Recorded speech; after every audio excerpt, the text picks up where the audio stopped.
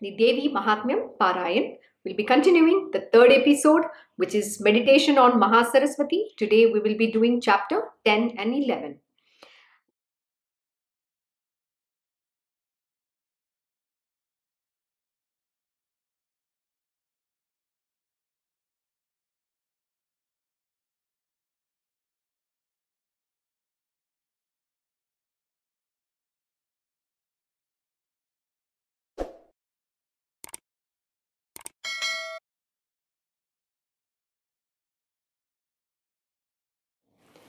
Very good morning. Jai Shri Krishna Guru. Thank you for joining the Devi Mahatmyam Parayan. Wishing you all a very happy Navratri. Today marks a very auspicious day, which is the Saptami. Tomorrow is Ashtami and Navami. So the last 3 days is very, very crucial and important to all of us. So let us invoke this Devi within us and destroy all the demons. Om Shri Gurubhyo Namah, Om Shri Ganeshaya Namah, Om Shri Saraswataya Namah, Om Shri Guru Dattatreya Namah, Om Shri Mahalakshmi Namah, Gurur Brahma, Gurur Vishnu, Gurur Devo Maheshwaraha, Guru Sakshat Parabrahma, Tasmai Shri Guruve Namaha. Wielding in her lotus hands the bell, trident, plowshare, conch, pestle, discus, bow and arrow, her luster is like that of a moon shining in autumn sky. She is born from the body of Gauri and is the sustaining base of the three worlds. That Mahasaraswati I worship here, who destroyed Shumba and other Asuras. So let us begin today, chapter 10. The sage said, seeing his brother Nishumbha, who was to him as his own life, killed and his forces being slain, Shumba, furious, spoke these words. So do you remember who's Nishumbha? We read. It's called the pride within us, the false pride, who thinks no end of oneself. And most importantly, this false pride is also aligned to, or you can relate it to, someone who has taken away or taken all the possession from another being in a self-conceit or a deceitful manner. Or you go and use your strength, that is Shumba represents the strength which is used against evil doings. What does not rightfully belong to you, you go and take that, or you go and follow unrighteous ways to acquire something. So anything that is done on the basis of a dharma is unrighteous actions, and that evil doings is never going to give you any success in life, and you can't retain that position which has come in a wrongful manner to you. Either you have snatched it, you have done some, we say, you rig the system, or you have an understanding so that you want to win. Anything which is not done following the path of dharma, you cannot retain it in your world. Please make it very clear this to yourself. Never go against the dharma. Always follow the path of dharma, destroying the adharmic and evil tendencies even within ourselves. Even a thought shouldn't arise. If somebody entices you, look, why don't you do this for me? I will pay you so much money. But if that action is an illegal thing, anything that is illegal, which is not conforming to the dharma, you should never go on that path at all. Never, never. Don't entertain even that thought. Please remember, even if you are in the worst situation, never do anything that is adharmic. The God is there to take care of you. Nothing shall befall the devotees of the Lord. Even the goddess says the same thing. Those who have taken in refuge of me, I will protect them personally. There will be no dearth of wealth, good health, whatever that is required for your sustenance, everything shall be provided. But you take refuge in me. Don't do anything adharmic. That is very important. Anything that is against the dharma, if you go on that path, then you're gone away. So God is never going to be on your side, and you will never win in this world. Yeah, you might have that victory which is going to come to you because of your karma, but that is only a short term in life. And most important, what happens is that you have incurred, I can't even explain, unfathomable amount of karmic, you've gotten into a karmic binding. There's too much of sins you have incurred, which cannot even be fathomed. And then you have sanctioned yourself, the cycle of birth and death to eternity. So don't do any such thing. This is a warning. It's not a warning I'm giving. It's a warning which always is mentioned in all the scriptures. They say that the same thing in different ways, but a human being doesn't want to listen. Why? Because we have let all these demons conquer the triple world. Head to toe is being conquered by this evil propensities, the demonic tendencies. That is what is conquered within us. So you have to use these weapons and invoke the different goddesses within us, the Shakti, the power to overcome this. That is what Devi Mahatmyam is all about. So let us continue. So this false pride is killed by the Devi. So what happens to Shumba? Who's the strength, who wants to use that strength in doing wrongdoings? Seeing his brother Nishumba, who was to him as his own life, killed and his forces being slain, Shumba, furious, spoke these words: O Durga, wicked and proud of your strength, do not be haughty. You fight depending on the strength of others, and yet you boast of yourself, your self-respect. So he's trying to, provoke her, telling, oh, look, you are doing this. That happens, when you get very infuriated, you want to say all the bad things possible. And imagine how the Shumba and Nishumba called her first. They told their asuras, drag that woman they use, not goddess, by her hair. Please remember, this is the world of Kali Yuga. Kali has to rise. You are that Kali. You are the Devi Mahatmyam. You have to rise. Don't let anybody treat you in any bad manner. Please remember, if a man, I'm emphasizing because this is the Asuric tendencies which exist even in the material world. The way a woman is being looked at. Oh, you are in, they don't want to give woman the rightfully her position. But you don't have to wait as a woman. Nobody is required to give you any position. You have to go take your position, that which is rightfully yours. Nobody can say that a woman shouldn't come up. But today that is the world we are in. A man has ruled us for many years. And yet he thinks it is still a woman, it is still his world, and he doesn't want to let the woman come. Though we are talking about women's empowerment. What is this women's empowerment all about? It's a very abused word. Forget about even that. We're talking about diversity and inclusion. Where is diversity? I don't see any diversity. We are still in that age where we are fighting to get our position. We don't have to fight. It is yours rightfully. You just have to go take it. This is exactly what my Krishna Guruji teaches, and that comes with the power of knowledge and your ability to demonstrate who you truly are. You don't have to prove anything to anybody in the world. You are capable. That is the first conviction you need to have. Just because somebody says certain things doesn't mean that you become that. You becoming incapable, or you're not, you don't have the ability to do something. No, don't give yourself any negatives. Understand your strength. Understand all these weapons are within you. You are far capable than what you can believe to be. So it is you who has to be convinced, and it is you who has to empower yourself. Nobody can talk about women's empowerment, all those kind of concepts. It feels very funny to me, because why should somebody give an empowerment from outside? Why should they focus on women's empowerment? Why not a man's empowerment? No, we say the man has been ruling for so many years, but are they really empowered? No, they are also not empowered.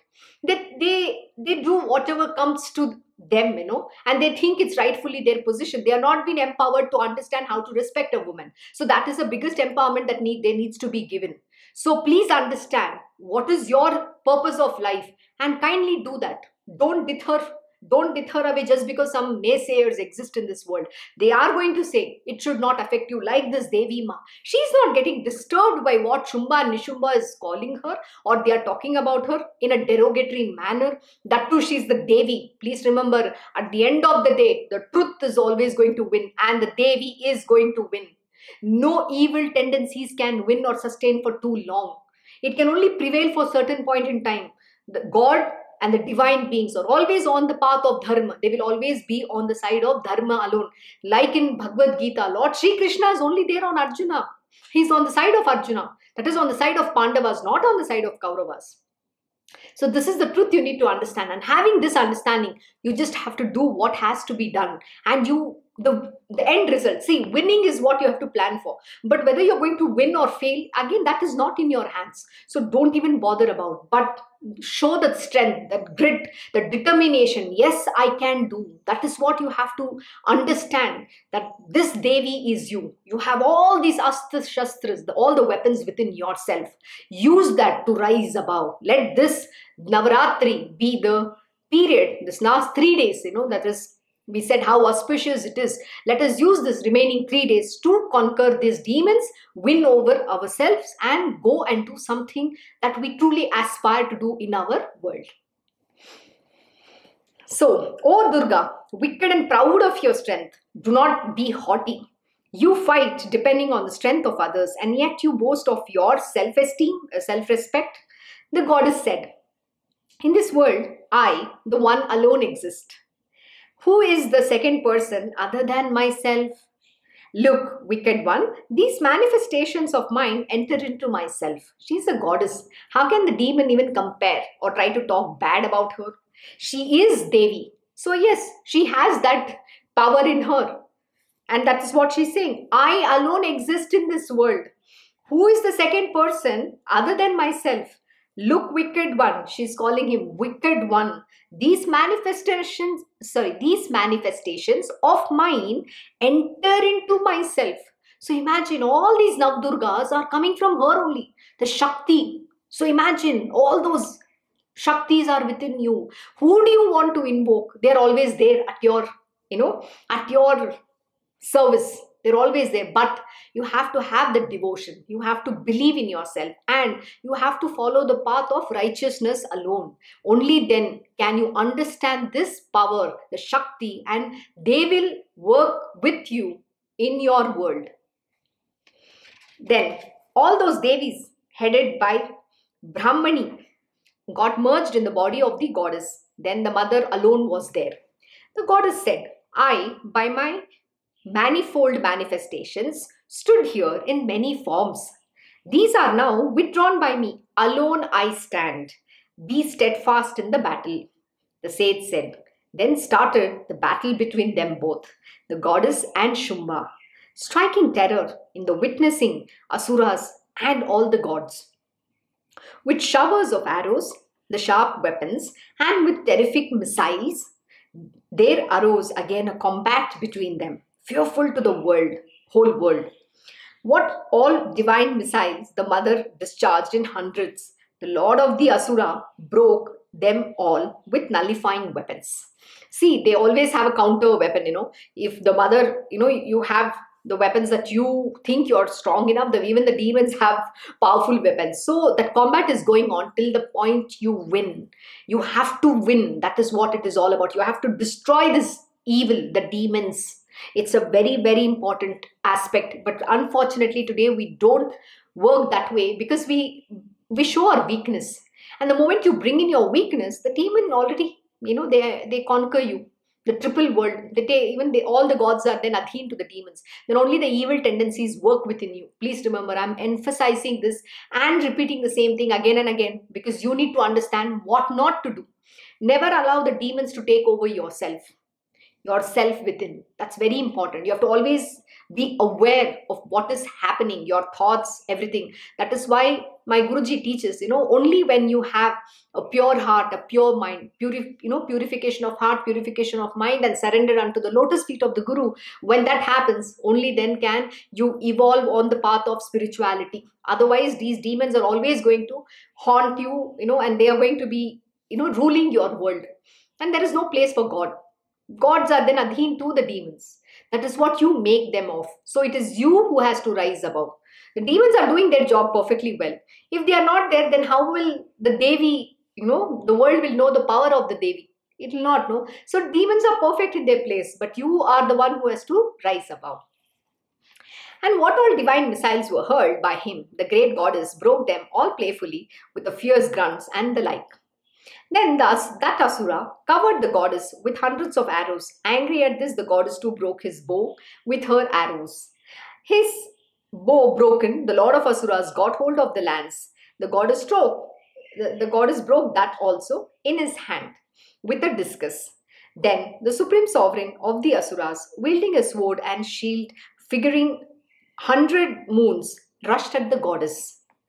As he was rushing forward, Chandika, with sharp arrows released from her bow, broke his sword as well as his shield, spotless like the sun rays.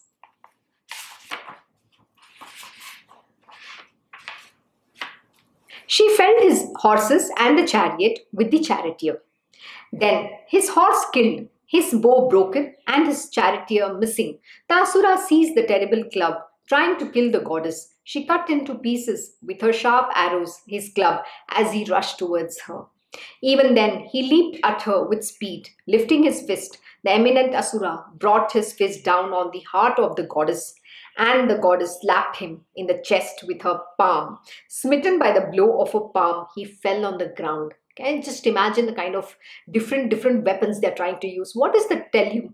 That, the demons are constantly trying to come up with different weapons so that the god can always be adherent to them. So within us, what happens?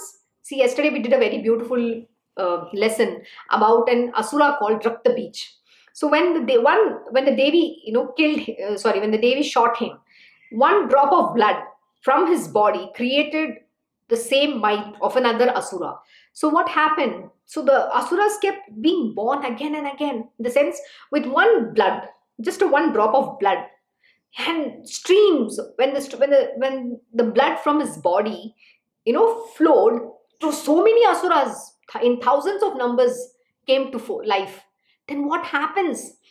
That within, this one evil thought is going to give you so many more, it's going to give you rise to hundreds and thousands of evil thoughts, which means your entire being is filled with that negative thoughts alone, evil doing. So imagine, where is the control over your mind? You have lost it.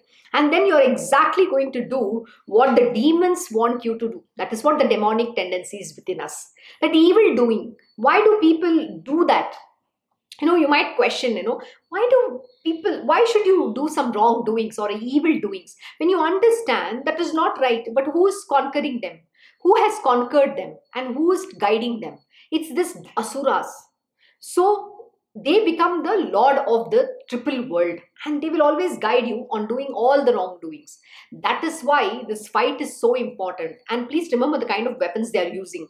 They are actually fighting, equally with this Devi in all full strength, which means how much of strength you have to put. A lot more effort than the Asura himself, right? To overcome the evil, the goodness has to be so strong. That goodness has to, literally it has to ooze from every pore of your being. That is why my Krishna Guruji will always teach us, be your good self, show love, be compassionate. This is what the divine qualities are. When you live that, then no asura can touch you. But you have to be vigilant always. You have to be observing. You have to be aware. Because sometimes it's very easy to slip and fall. The demonic qualities, you don't know when it can come forth. Remember, these demons don't die. They can be brought alive again. So we have to always be vigilant. We have to be aware and be very conscious about our actions. So always think good, do good, and see good, hear good. That's why we don't speak bad also. We don't have to. Let the world be what they want to. This is exactly what my Krishna Guruji says. Please remember, this lesson is easy said than done. So what is more important? Practice. And that is why in Bhagavad Gita, Lord Shri Krishna says that he tells Arjuna, you have to strive to practice the yoga of equanimity. And you be self-controlled. That is what he says. Let others do whatever they are doing. Because this knowledge is not imparted to everybody. It is coming to Arjuna. And here this Devi Mahatmyam, if you are listening, this knowledge is coming to you. So you have to make use of that knowledge and do something about it in your own life. Nobody else can come and give that empowerment, or nobody else can do it for you. You alone have to lift your bow and arrow and shoot. Please remember. So you have to fight these demons. You are the Devi. So it is your battle. It is not somebody else's battle. So let us continue. Thus thrown, the wicked Asura, reaching the ground, jumped up with speed, raising his fist with the desire of slaying Chandika. Then the goddess, seeing the lord of all the Asura folk advancing towards her, felled him on the earth, piercing him in the chest with her spear. Pierced by the spear point of the goddess, he fell to the ground lifeless, shaking the whole earth along with oceans, islands, and mountains. When that wicked one was slain, everything became clear and propitious. The world got its original state back again, and the sky became spotless. What does it mean? The world got this. See, these are all very powerful words. They are saying something. The world got its original state back again, and the sky became spotless. What does it mean? You have attained the purity of your mind and heart. The triple world within has now become original state. You come back to that state of goodness, that divinity, the divine state. That is what we talk about.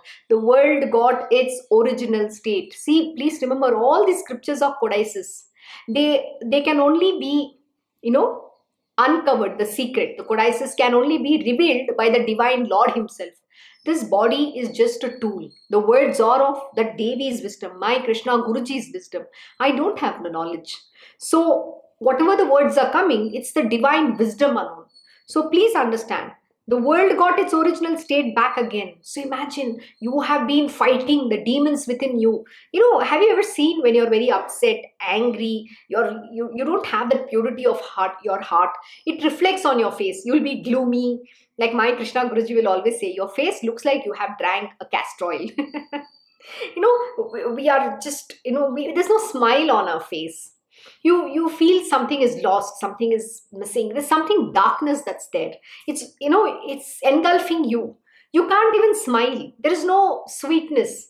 We just live in a numb state sometimes, and sometimes we are seething in that bitterness, anger, venom, whatever that kind of things are, and it reflects on your face. You can't see that, you know, the sattvicness. You know, when you are full of goodness at heart, your face will glow.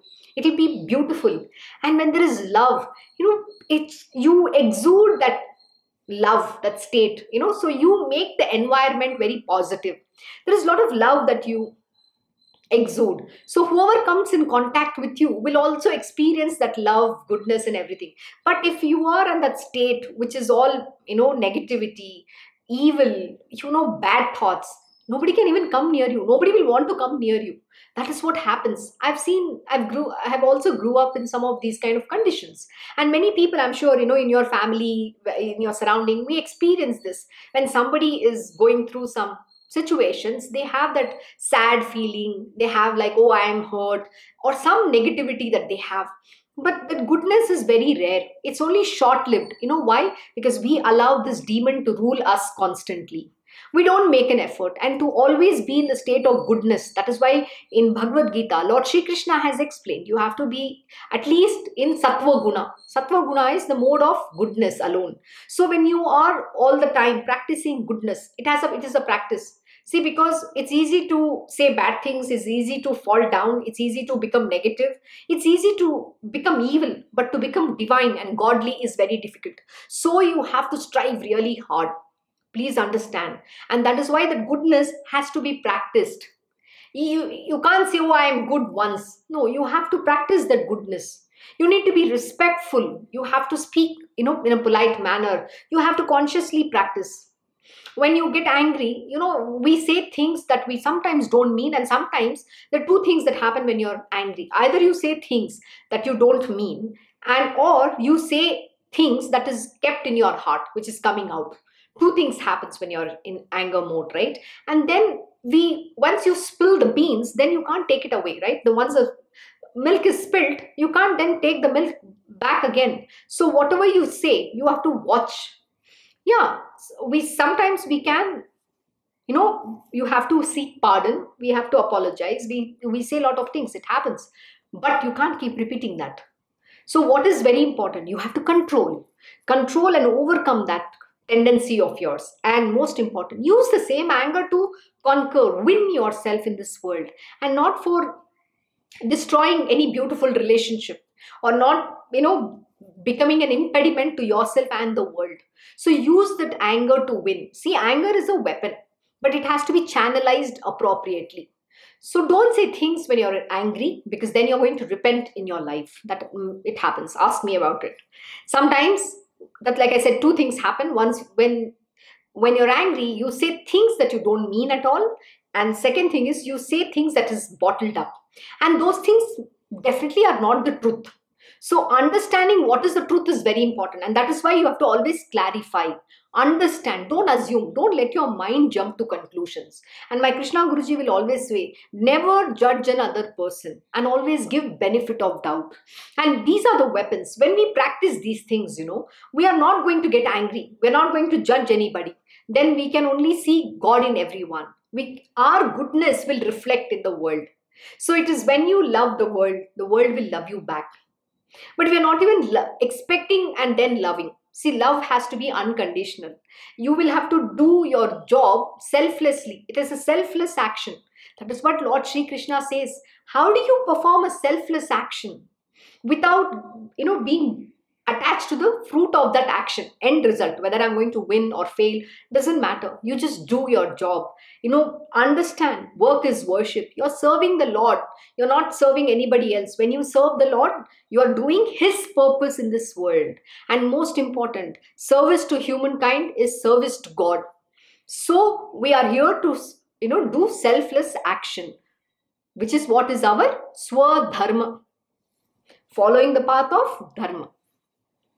So coming back, the world got its original state back again, and the sky became spotless. It's like then what is happening? Your heart is purified, your mind is clear, you become spotless once again. And this is when you can have the God being established within you. The oneness with God can be experienced. And in this state is when you do everything in love. You don't do because it is a job that you're doing. You do everything with love. This is what Lord Sri Krishna teaches, in that equanimity of mind, in that oneness with the divine Lord. When you serve Him with love, you're only doing the job, you're doing it becomes like how do I explain? It's very difficult to put it in words. You're doing everything in love, but you're just sleepwalking everything. It's just happening. You're like that robot who's just performing those tasks, not being attached to anything. That's the beautiful state to be in, because you're always in love. Then nothing matters. You melt, you melt within this love.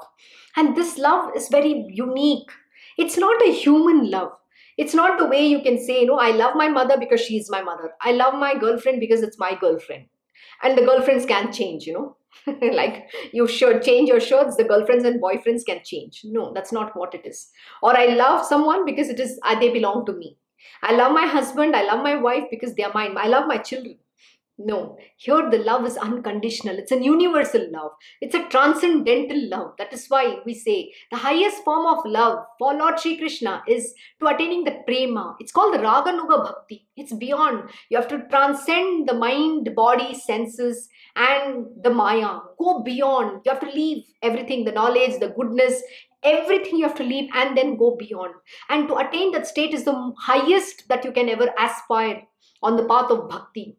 That is being in that state. And when you are in that state, you do everything that just comes to you naturally. Whatever is there in your world, you will continue doing. You're not going to be bothered about pleasure or pain. You're just lost in that oneness, and it's a very beautiful state. And that's a bhav, that's a highest form of bhakti. And that cannot be understood with a human body, right? Yeah, you have to use the human body, but transcend that. It's not experienced through the senses or with the senses or using the mind. Mind is not the medium here. But in the material world, it is all about senses. It is about lust. It's all about senses, mind, and the body. You're using these aspects to experience. And that love comes to an end. But in the transcendental love for Lord Sri Krishna or any divine being, I'm saying Krishna because that is who I love the most. He is my ultimate.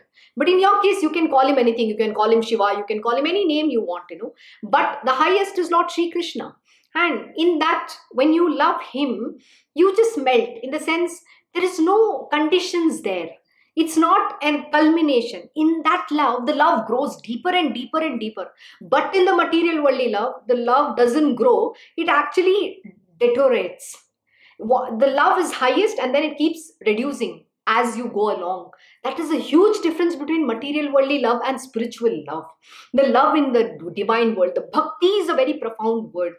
It's very funny that some time back, I was talking to some person about my experiences and sharing about what is this eightfold path of devotion. We say Ashtabhav. It's mentioned in Srimad Bhagavatam or Narad Bhakti Sutra. You can go and look up for it. And in that it is mentioned how you experience these different forms of love to the divine if you want to go on the path of devotion. Okay. And it was given an example, right? You can love Lord Shri Krishna like Yashoda Maya, who loved Lord, as her own son, as a child, like Radha Rani loved him as his beloved. Likewise, everybody, somebody loves him as his best friend. So these are different bhavs. So I was just sharing that, look, for me, my Krishna is my everything of everything. I love him in every aspect. I experience him in all aspects of this devotion. But the person who is not even having an understanding tries to take that to associate that love in a material world. How can you associate that love in material world? Can you, love somebody unconditionally? In the material, it is all about conditions. It's not never unconditional. Only the love for the divine Lord is unconditional. And you cannot compare a material worldly love with a transcendental love, a love for the divine being, because then you're making the God and the human being cross. That's not what it is. So even who is this demon giving you the wrong understanding within you? That's also this evil tendency. There is another demon, which is about ignorance, right? So if you don't have a knowledge, never assume things. First, you need to find out what it is. It's not an easy thing. And when you don't know, please don't open your mouth. You're not only having your own wrong understanding, you're also influencing another person with the wrong understanding. See, one blind man, teaching another blind man, or one ignorant being is teaching another ignorant being. What can they teach? So don't go into that. You go to the right person, that is the guru or a master, and ask him the question. Don't have your own judgment. And please remember, the bhakti can only come when you evolve on that path, and it has to come by the divine himself, that grace. And you have to get initiated on that path, not otherwise. You can't just experience bhakti. Yeah, you have to be devoted. See, that's the first is you have to have the devotion. Devotion is something we always show with the God. But to actually evolve on the path of bhakti, you need your guru to get you initiated. He has to initiate you. Till the time you're not initiated, you can never evolve on that path. And to evolve, he's going to prescribe you certain sadhana. He'll ask you to do certain things, and you have to practice and then only evolve, not otherwise. Please remember to go inwards. There are 7 doors which has to open for you, and then only you go into the main shrine. That is where you will realize that the God lives within you. That is how you attain devotion. It's not such an easy thing like how people just understand it. So don't jump to conclusion trying to compare a transcendental, a divine love to a material worldly love.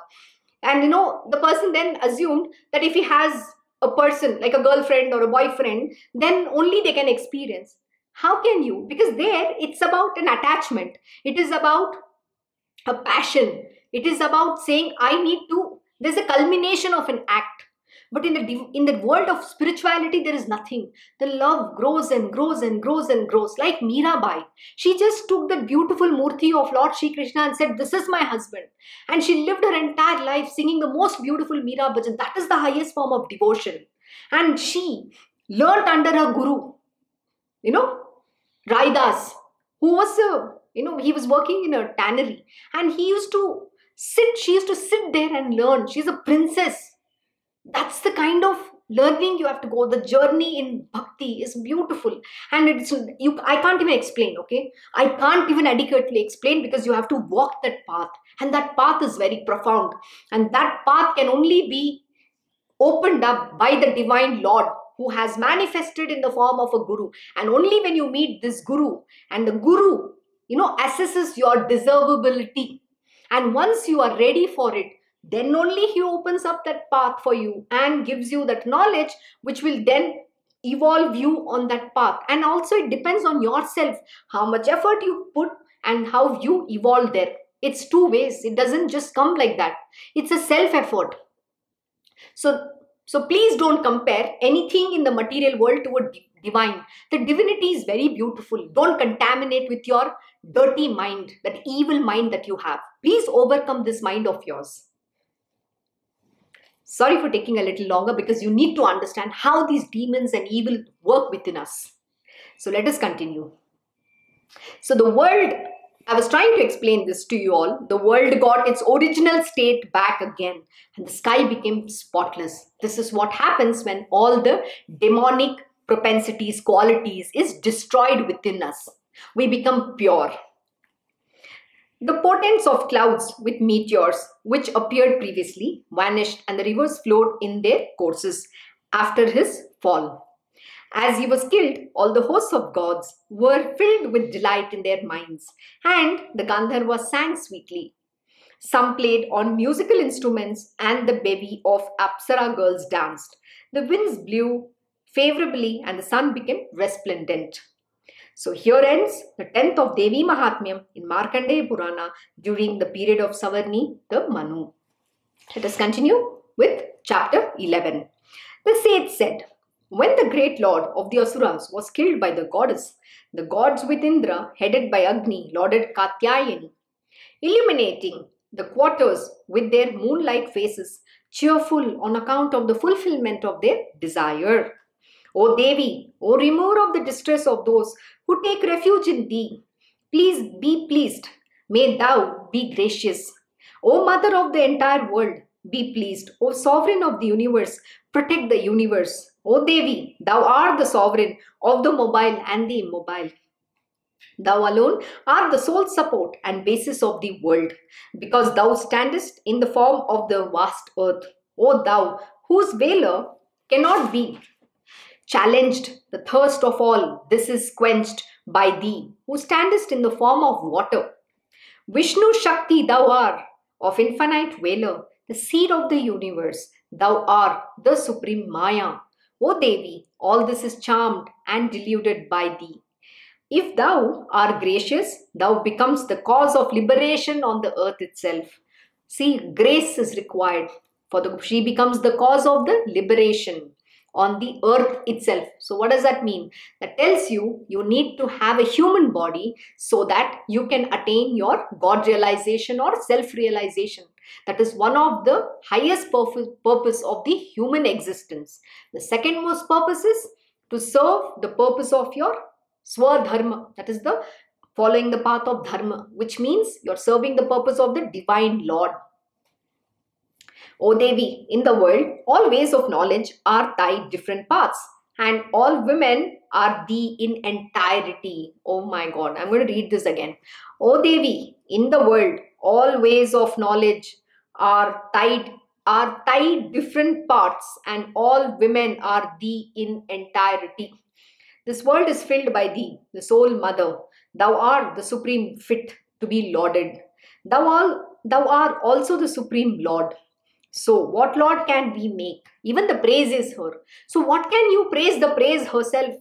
That is the greatness of who she is. The goddess has become all. She gives enjoyment and liberation. When thou art lauded thus, what more potent words can be for thy praise? O thou, who standest in the form of intelligence in the heart of every person, giver of heaven and liberation, Devi, Narayani, salutations be to thee. O thou, who grantest this evolution in the form of Kala Kasta, the force left even after the cessation of the universe, Narayani, salutations to thee. O, the auspiciousness in all that is auspicious. O, the good, the accomplisher of all objects. O, adept in giving refuge, the mother of the triple world. Lady Immaculate Gauri, Narayani, salutation be to thee. O thou, who becomes the force behind creation, preservation and destruction. O Eternal One, O resort to the gunas, that is Purusha. O, the makeup of gunas, Prakriti, Narayani, salutations be to thee. O thou, resolved to protect the weak and the distressed, who take refuge in thee. O, the remover of sufferings of everything, Devi, Narayani, salutations be to thee.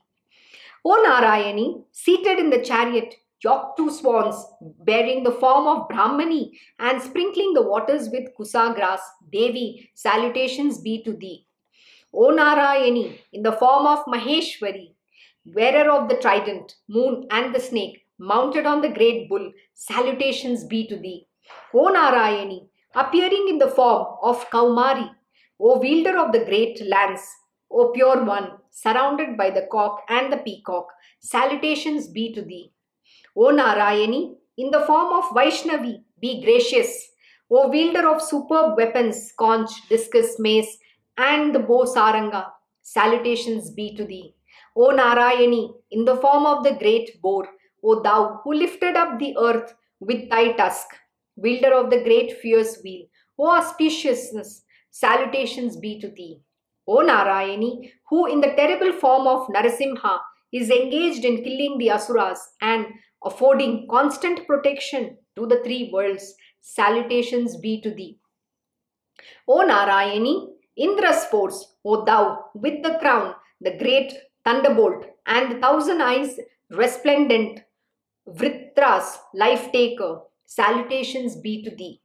O Narayani, in the form of Shivaduti, O the vanquisher of the great armies of the Asuras, O of terrible form and tremendous noise, salutations be to thee.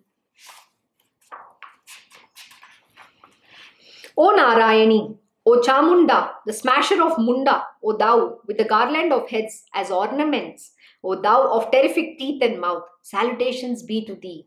O Narayani, O prosperity, modesty, great knowledge, faith, nourishment, self-sustenance, constancy, O the great night, O the great delusion, salutations be to thee. O Narayani, O the intellect united with God, all-flowing knowledge, O the best, O the white sattva, the Twani rajas, the dark tamas, O the fixed principle beyond the triad of gunas, O sovereign, be pleased, salutations to thee. O the form of all, the master of all, O thou accompanied by all the forces, Devi, protect us from fear. O Devi Durga, salutations be to thee.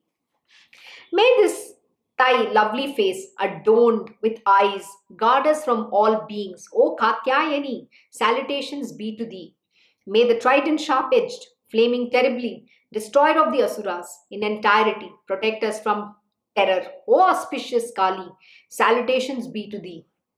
O Devi, may that bell which filling the world with its sound destroys the prowess of the Asuras, protect us from evil as a living being protects his child, its children.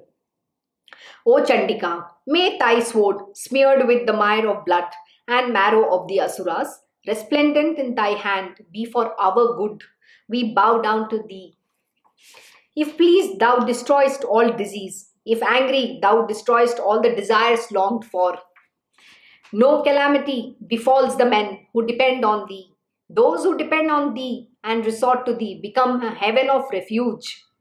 Who else can do this slaughter that has been done by thee now of the great Asuras, the haters of Dharma, by making the form manifold into very many forms? Who else except thee is said in the paths of knowledge, in the science, in those original statements, the lamps of discrimination? Yet in the blindest, darkest abyss of minus, thou throwest this universe and makest it whirl. Actually, there are very profound words. This is something we're already learning in Bhagavad Gita. So please join my Bhagavad Gita satsangs and you will learn a lot about this, which has already been explained. I-ness, minus, what does the Divine Lord teach to destroy that I, me, myself? Everything is about ego, arrogance, lust, greed, desires, tendencies. Devi Mahatmyam is also the same thing. This Devi is none other than the Lord Krishna himself. It is Krishna Kali. It is him, his own manifestations. Durga. So like I said, it's an active and a passive principle. So remember, each one has emanated from her. It is a manifold manifestations of the Divine Mother. And what is the gods are doing? They're praising her in that form and telling the kind of power she wields. The same manifestations exist within us. So never discount this body. This body is a temple. It is the abode of the divine. Keep it pure. How do you keep the temple shrine? Same way, you have to treat this body also. The heart is that inner shrine where the divinity rests within us. But if you are not going to take care, If you're not going to make this a place of temple, then you will make this a place of, the evil, where the demons rule. So it's a choice that you have. Who do you want to be? Understanding this truth, you have to become that Devi Mahatmyam. Where there are demons, serpents with dreadful poison, where there are foes, troops of robbers, where there is wildfire, in the midst of the sea, there thou standest and save this universe. Thou art the sovereign of the universe. Thou protects the universe, the soul of the universe. Thou upholdest and sustains here the universe. Thou art worthy to be adored, even by the Lord of the universe. The whole universe takes refuge in those who bow to thee in devotion. What is it saying? Something very profound. The whole universe takes refuge in those who bow to thee in devotion. It's a very, very powerful one, what is being said. O Devi, be gracious, just as thou haste now immediately, saved us by killing the Asuras. Likewise, always save us from the fear of the foe. Please subdue the sins of all the worlds and the great calamities that are produced by the maturing of evil portents. What is the gods praising her? They are telling, please subdue the sins of all the worlds. They are seeking, because we are all doing so many sins. Why? Because, and the great calamities that are produced by the maturing of evil portents. So who is making this evil portents mature? We do that. We give birth to it, because we are letting the evil rule rise above the demons. So we should not do that. That is why we have to always think good, do good, see good, hear good, and speak good alone. Don't say anything evil. Be gracious to those who bow to thee. O Devi, destroyer of the distress of the universe, O thou worthy of praise by the inhabitants of the three worlds, grant what is best to all the worlds. See, that's a very beautiful praise, What are they saying? Grant what is best to all the worlds. What does it mean? Don't go with a begging bowl for desires. The Devi, the goddess, knows what is the best to you, and she will bestow that which is good for you. All the three worlds, not just you alone, one person. She does good to everybody. What is best to all the worlds. Grant what is best to all the worlds. The goddess said, O host of gods, I shall grant the boon, whatever boon you desire by the mind. Choose that, I shall give for the benefit of the world. See, the gods always do everything which is benefit for the world, not for individual, satisfying your own selfish desires. Whenever there is a dharma happening, the divine manifestation happens to establish dharma. Dharma established not for just one person, but for the entire world. It's about grant what that is best for all the worlds. And now she also says, choose that, I shall give for the benefit of the world. So when you ask, you're not asking for yourself alone. You're always asking for the goodness of this world, so that the world can benefit, not just you. O sovereign of all, just like this, thou shouldst accomplish the destruction of our foes, the appeasement of all the afflictions of three worlds. The goddess said, in the time of Vaivasvata Manu, when the 28th Yuga comes, two great Asuras, Shumba and Nishumba, will be born. Born in the womb of Yashoda, growing in the house of Nandagopa. I shall then destroy them, taking the abode in the Vindhya mountain. Again, I shall descend on earth in the most terrible form and shall slay the Asura Viprachittas. When I eat up those great Asuras, Viprachittas, my teeth will become as red as the pomegranate flower. Then the goddess in heaven and the men in the mortal world, when praising, shall always speak of me as Rakta Dantika, the goddess with red colored teeth. Again, when for 100 years there will be no water on account of rains, praised by the sages, I shall come into being on earth without being born in a womb. See, remember, the divine beings always manifest. They are not born through a womb like a normal human being. They manifest. That is what she's teaching. She's saying what all forms and when she's going to be manifest. And here it is said very beautifully. She's coming born in the womb of Yashoda, growing in the house of Nandagopa. I shall then destroy them, taking abode in the Vindhya mountain. She's saying who she is. Then I shall look at the sages with 100 eyes. Then the offspring of Manu shall extol me as Satakshi. O gods, then till the rains come, I shall fill and nourish the entire world with life-sustaining vegetables produced out of my own body. What is she talking about? Produced out of her body. What is this body? It's Mother Earth. We need to revere and respect, which we don't. Then I shall get renowned in the world as Shakambari. There itself, I shall slay a great Asura named Durgama. Then I shall get the famous name of goddess Durga. Again, when for the sake of protecting the sages, I shall take a terrific form in the mountain Himalayas and devour the demons, then all the sages with their bodies bent in salutation will be extolling me. Then my name will become famous as goddess Bhima. When in the three worlds, one Aruna will be creating great havoc, I shall take the form of a cluster consisting of innumerable beasts and shall slay the great Asura for the benefit of the three worlds. Then everywhere people will laud me as a Brahmari. Thus, whenever there shall be oppression arising out of the Asuras, I shall descend and accomplish the destruction of the foes.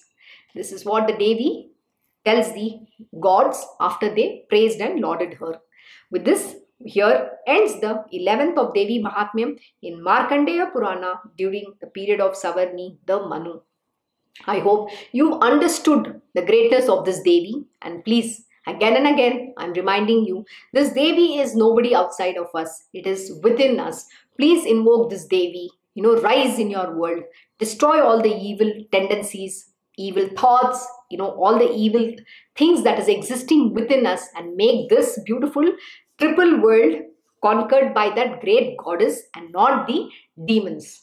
With that, we come to an end today's Devi Mahatmyam Parayan. See you all tomorrow. Once again, a very happy Navratri. Om Shri Mahagadapate Namaha. Om Shri Gurudev Datta. Om Shri Sachidananda Sadguru Sainath Maharaj Ki Jai. Om Namo Bhagavate Vasudevaya. Digambara Digambara Shripad Vallabha Digambara. Om Shri Krishna Gurunathanatha Shri Guruve Namaha. Om Devi Durgai Namaha. Om Shri Krishna Arpanam Namastu. Krishnam Vande Jagadguru.